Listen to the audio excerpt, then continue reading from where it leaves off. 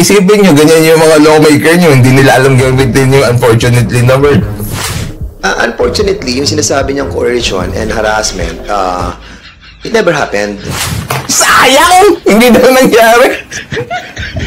Alam mo yung sinabi niya, unfortunately, yung sinasabi niyang harassment and coercion, it never happened. Unfortunately!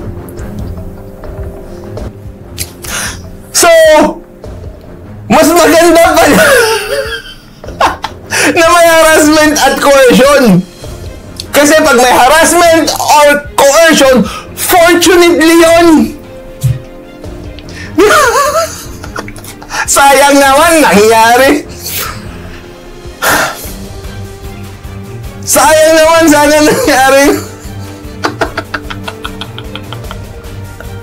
Unfortunately, fine.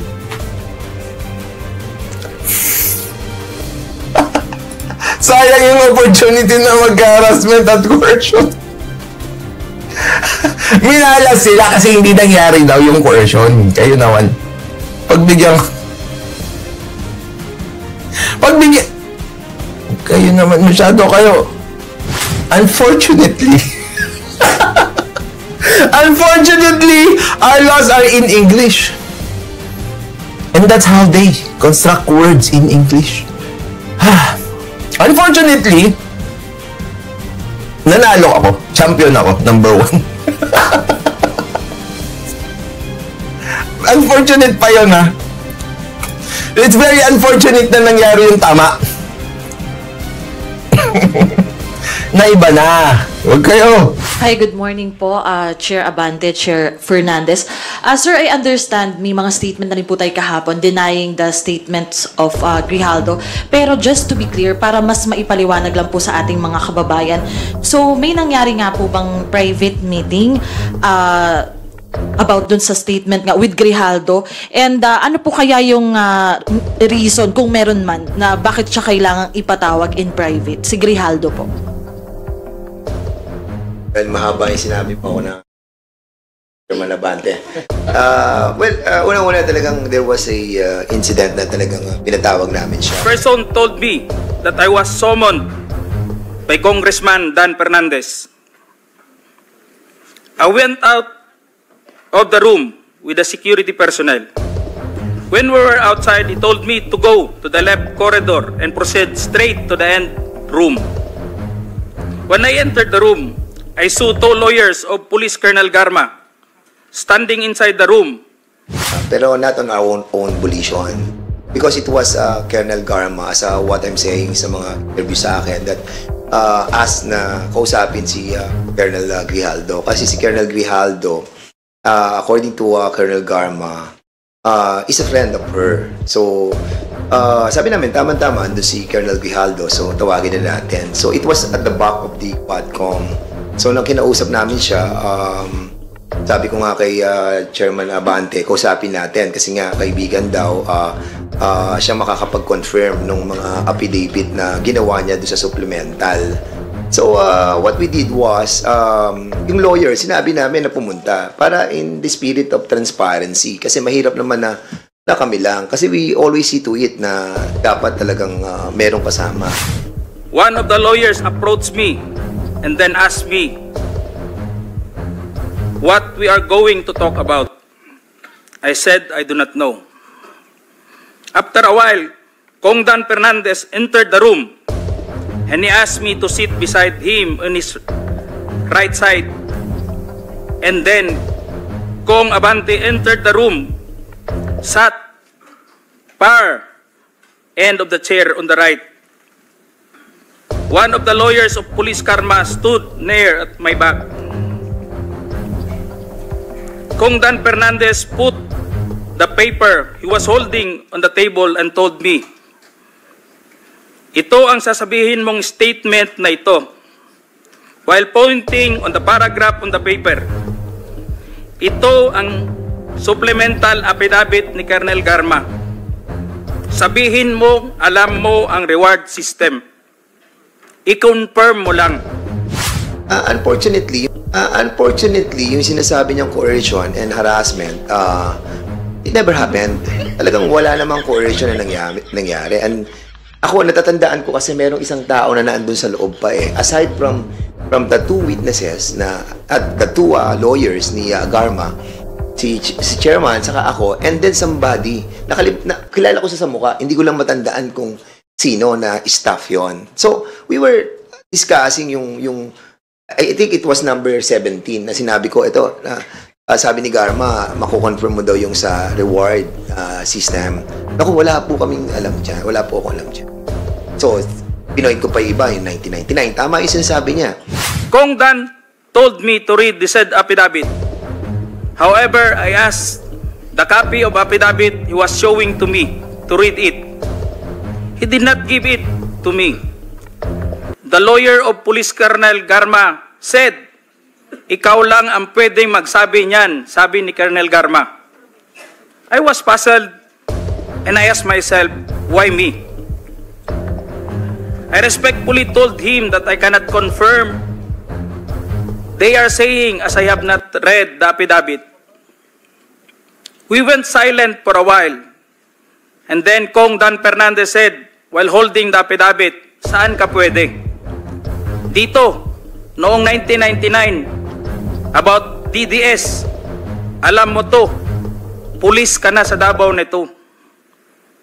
I politely told him that I was not still with the PNP because I was working with the Bureau of Jail Management and Penology in 1999 that time. I think it was number 17 na sinabi ko, ito, sabi ni Garma, makukonfirm mo daw yung sa reward system. Naku, wala po kaming alam dyan. Wala po akong alam dyan. So, pinoint ko pa iba yung 1999. Tama yung sinasabi niya. Pero yung kinuers namin siya at hinaras namin siya, kasi ang coercion talagang gagamitan mo ng threat eh. Gagamitan mo siya ng force eh. Kung ginamitan natin siya ng force during that time, di ba? There was still a lot of time for him to react eh. Unfortunately, hindi niya yung ginawa. After some time, Kong Abante asked me how many years do still I have with the PNP. I answered, I still have 4 years before my retirement. Then he made a remark, pwede ka pang maging general. I humbly responded to him, masaya na ako sa ranggo ko, sir. Pagkatapos nito, sir, uuwi na lang ako. At magtatanim na lang ako ng kamote sa amin. The cordial conversation between us continued. And I felt that they wanted me to convince me to do what they wanted me to do. Then Kong Abante asked me where I serve as a chief of police. To which I answered, Mandaluyong City Police Station. Kong Abante then persuaded me by saying, ikaw naman, Colonel, ganito na lang. Alangan namang walang insidente o pangyayari sa panahon na yon. I answered, and I served as a COP in Mandaluyong during the COVID-19 pandemic, and there were less crime committed. And we did not receive any reward from anyone. I added that we only received funds, additional MOA or support fund from the Peace and Order Fund of the LGU. I then respectfully told Kong Dan Fernandez that anybody can debunk my statement if I confirm the testimony of Colonel Garma about the DDS in 1999, since I was not a member of PNP at the time. And I have no personal knowledge as to the reward system. Additionally, I said, the work of the policeman are noble and requires great sacrifice, even without the reward or award. It is our moral obligation and a call of duty to serve our country and people. Then Kong Dan asked me, si Colonel Garma, anong masabi mo sa kanya sa Barayuga? I politely told him I cannot comment on the case. When I respectfully answered him, Sir, mahirap yan.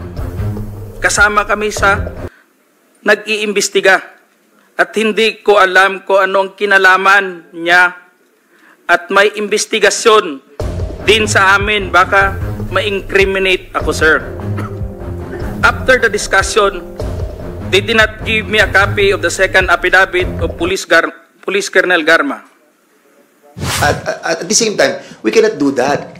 Alam mo, it's so unethical for the two of us not telling, yung sa mga chairman, like si Ace, si Chairman Acob, saka si Congressman Paduano, about do sa isyong yon, kung pipilitin namin siyang magsalita. And it will be against sa ating procedure na to bet first yung mga magsasalita para at least sigurado tayo. I felt that I disappointed them. Kong Dan Fernandez and Kong Abante left the room, while I and the two lawyers of Police Colonel Garma stayed in the room for a while. I presume that they are about to present the second affidavit of Police Colonel Garma.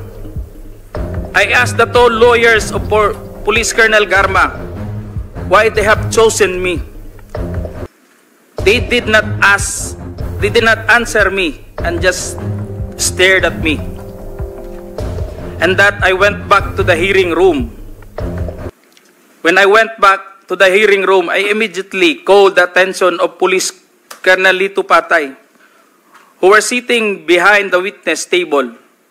We proceeded at the back of the lobby area when they suspended the hearing. I confided and discussed to him what happened in the room with Kong Dan Fernandez and Kong Abante and the two lawyers of Police Colonel Garma. That's all, Mr. Chair.